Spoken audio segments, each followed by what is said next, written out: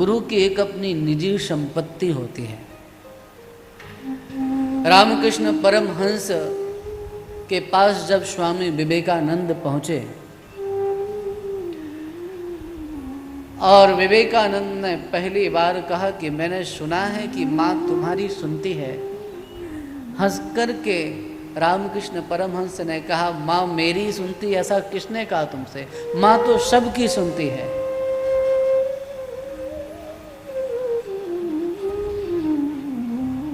नाम तब नरेंद्र था, बाद में विवेकानंद हुए।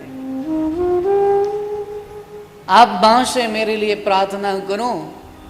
नरेंद्र प्रश्न पर प्रश्न करते जा रहे थे, बड़े जिज्ञासु, बड़े तार्किक थे। और रामकृष्ण परमहंस केवल स्वामी विवेकानंद को टकटकी लगा करके देख रहे थे। जब वो काफी देर तक उनको देखते रहे तो पूछ लिया नरेंद्र ने कि क्या देख रहे हो मुझे? रामकृष्ण परमहंस बोल उठे, मैं देख रहा हूं इतने दिनों तक तू कहां था? मैं तो तेरी प्रतीक्षा कर रहा था, मैं तो खोज रहा था तुझे। आज मेरी खोज पूरी हो गई, आज मेरी आराधना, मेरी साधना सफल हो गई, क्योंकि योग्य शिष्य मिल गया है।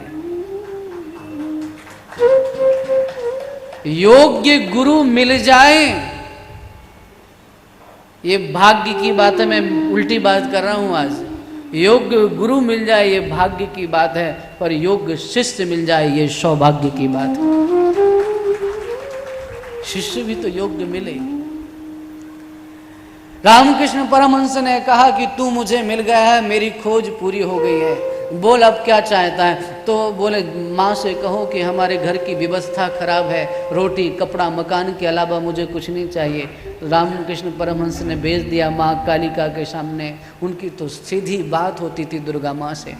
हाँ, भगवती के सच्चे साधक थे वो, सीधी बात करते थे माँ से। जाओ तुम जाके पूछो। रामकृष्ण परमहंस की आज्ञा को मान करके एक बार नरेंद्र गए और जाकर के कहा कि क्या मांगू माँ से। जैसे उनके पास जाते हैं, भगवती के सामने जाते हैं, तो सोचने लगते हैं माँ इतनी बड़ी क्या नहीं दे सकती है ये।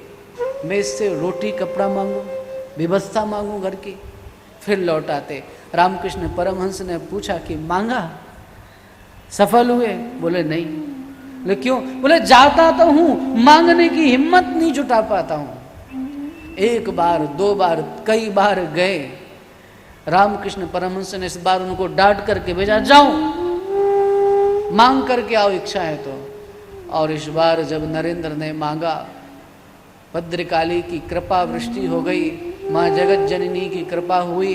और मांगना था रोटी कपड़ा, और मांग लिया। हे माँ, अगर तू मुझसे प्रसन्न है तो एक काम कर, मुझे भक्ति ज्ञान वैराग्य मेरी झोली में डाल दे। भक्ति ज्ञान वैराग्य से मेरी झोली भर दे। सदगुरु की कृपा से नरेंद्र विवेकानंद बन गए।